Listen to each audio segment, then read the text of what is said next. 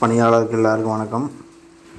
இன்றைக்கி இகேஒய்சி பண்ண முடியும், அது எப்படின்னு தான் பார்க்க போகிறோம். அதாவது இன்றைக்கி சண்டே நம்ம ட்ராக்கரு ஆட்டோமேட்டிக்காக க்ளோஸில் தான் இருக்கும்.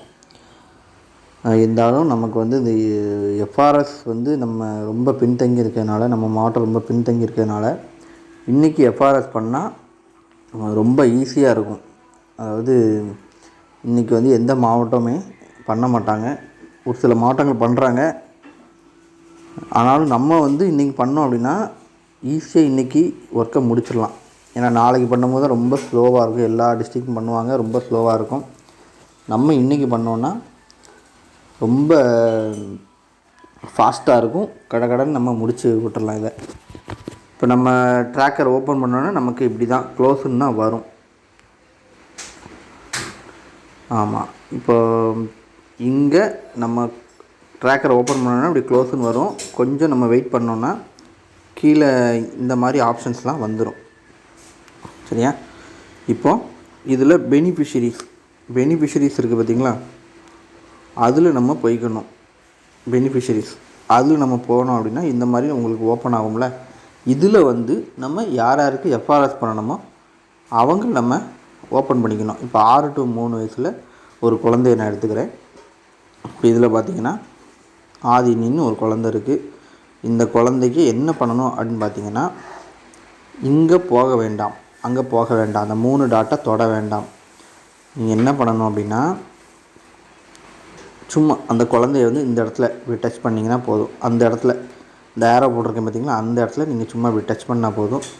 டச் பண்ணிங்கன்னா உங்களுக்கு இந்த மாதிரி ஓப்பன் ஆயிடும். அந்த குழந்தையோட ப்ரொஃபைல், இந்த குழந்தையோட விவரங்கள் ஓப்பன் ஆயிரும். அம்மா பேர், அந்த குழந்தையோட வயசு என்ன, எடை என்ன, ஹைட் வெயிட் என்ன, அந்த குழந்தை என்ன நிலை, எல்லாம் இப்படி ஓப்பன் ஆகும் பார்த்திங்களா. இதுக்கு மேலே பார்த்திங்கன்னா, இந்த இடத்துல பார்த்திங்கன்னா ஒரு அது இந்த இருப்பாங்க மேலே ஒரு ப்ரொசீட் அப்படின்னு சொல்லிட்டு ஒன்று இருக்கும். இந்த எஃப்ஆர்எஸ் அப்படின்னு சொல்லிட்டு அந்த ப்ரொஃபைல்னு இருக்குது பார்த்திங்களா மேலே, அதுக்கு கீழே ஒரு ஆச்சரியக்குறி இருக்கும். இந்த ஆச்சரியக்குறி பக்கத்தில் பார்த்திங்கன்னா ஒரு ப்ரொசீட் அப்படின்னு சொல்லிட்டு ஒரு பட்டன் இருக்கும். இது எஃப்ஆர்எஸ் பண்ணிக்கலாம் இவங்களுக்கெல்லாம். இப்போ இந்த ப்ரொசீடை நம்ம அழுத்தணும் அப்படின்னா அங்கே நம்ம எஃப்ஆர்எஸ் இந்த ஸ்டேஜுக்கு வந்துடும். இப்போ இந்த குழந்தைக்கு நம்ம இகேவிசி பண்ணியிருக்கோமா இல்லையான்னு சொல்லிட்டு நம்ம இங்கேயே கண்டுபிடிச்சிடலாம். 2 டிக் இருந்துச்சுன்னா அந்த குழந்தைக்கு இகேவிசி முடிச்சாச்சு அப்படின்னு சொல்லிட்டு அர்த்தம்.